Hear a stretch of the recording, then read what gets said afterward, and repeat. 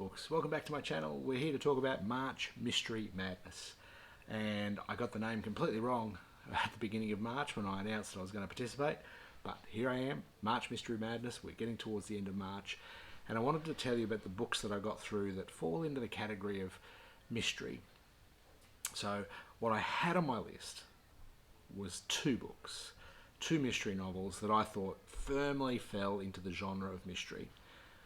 What I ended up reading by the end of March, which is quickly approaching, is five that you could kind of put into the bucket of mystery.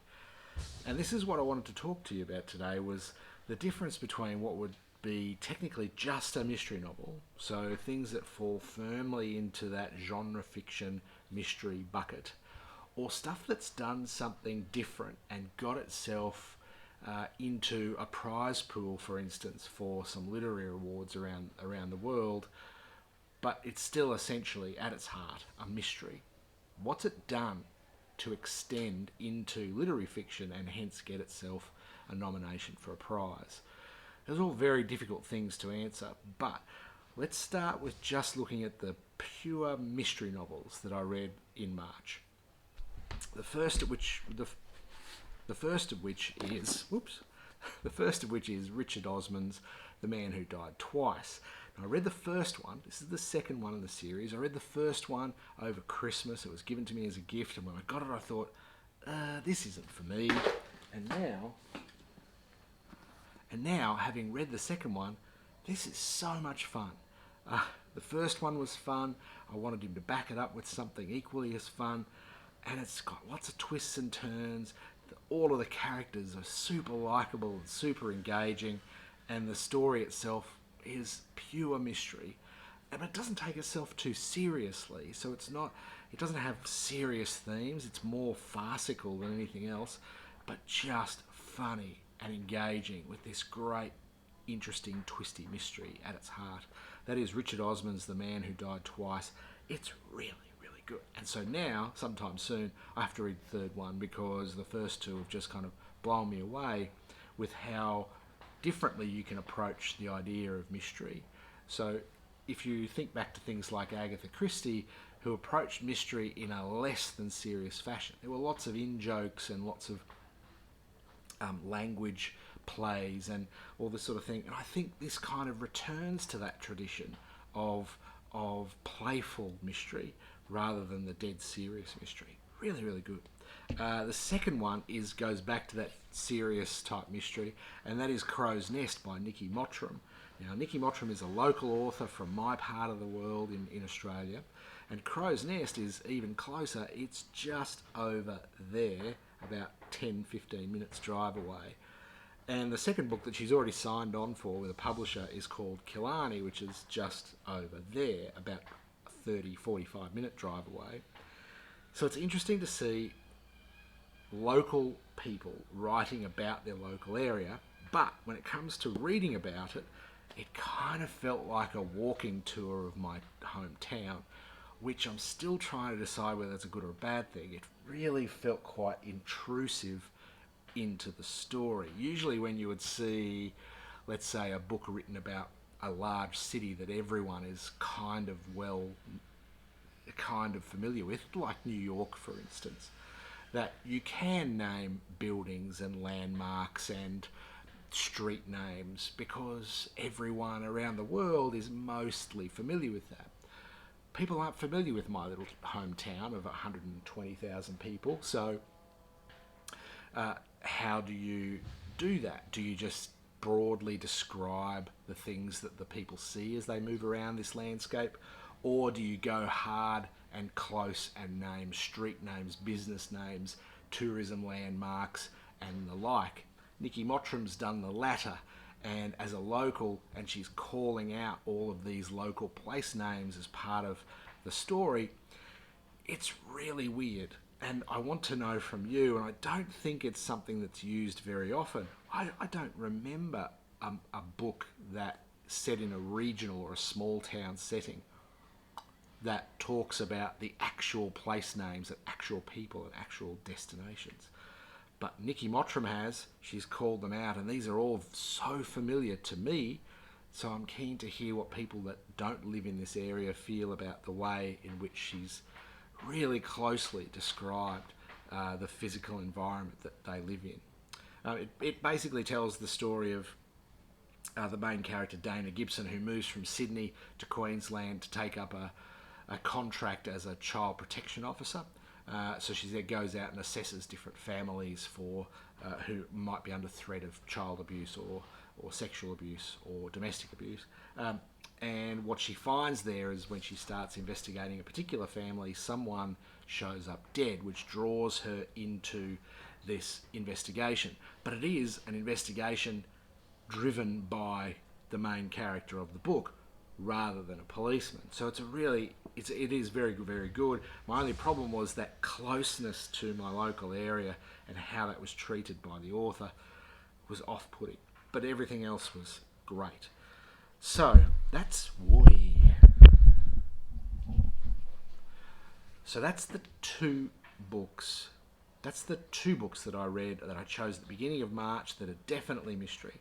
Throughout the month, I also read 3 more that kinda are mysteries, but kinda not. The first one is Case Study by Graham McRae Burnett, a Scottish writer listed in the long list for the Booker Prize last year. If you look this up on a bookseller's website or on the publisher's website, it lists as both mystery/thriller or literary fiction. So it has bridged this gap from mystery to literary fiction. How? It's a pretty deep and intellectual treatment of the theme, which is a found objects type of story. A found object, kind of like Blair Witch, where they find the tapes in the forest and all sorts of madness ensues.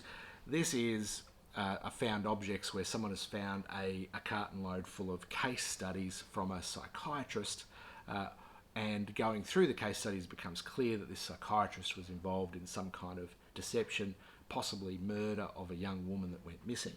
So you're constantly reading through case studies of different patients of this psychiatrist. What it doesn't do is bring all of these case studies together. It never answers the question about whether... It doesn't begin to answer the question, actually, of whether this woman was killed or who killed her. It just doesn't. If it does, I missed it, and which is all on the book and not me. I probably give this 3 stars because it was just too loose. But it writes nicely, but I just don't like the way that it lacked tying it all together. I don't always need cohesion in my stories, but this had none whatsoever. It was floppy. So that's one.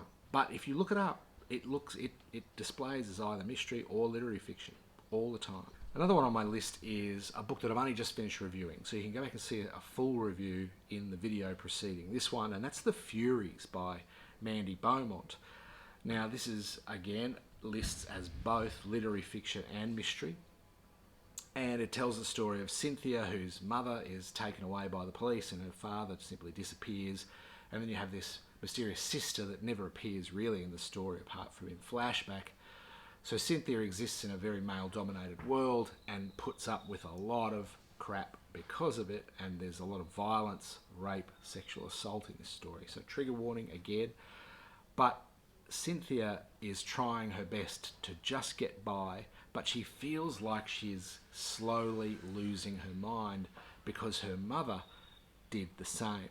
Her mother used to hear voices and murmurings, and Cynthia feels like she is also hearing these same voices. So the fear is that she's going to be like her mother. And the title, The Furies, is built around this ancient mythology of the Furies, which were these women, these goddesses, who would eke out their punishment on men specifically. So all of this together makes for a great story, and there is a mystery to solve here. The mystery is what happened to her mother, what happened to her father, what happened to the sister, and why. What are these murmurings and voices that the women in this family are hearing? So it's quite a mystery. It's not a mystery that the characters are asking you to solve. The entire story is laid out for you in pieces, and it becomes up to the reader to figure out what the story is or what the mystery is. it's fascinating. It's really good. I did make a comment in my previous video that possibly it's an overuse of this stark Australian empty landscape, which always seems to happen in Australian fiction.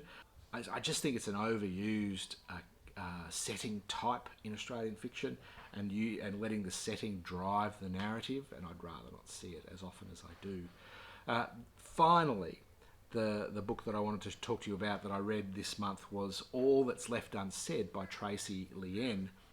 Now, Scott from Gunpowder Fiction and Plot mentioned that this book is one of the best, if not the best, Australian fiction books of the last year, and deserves every accolade it gets.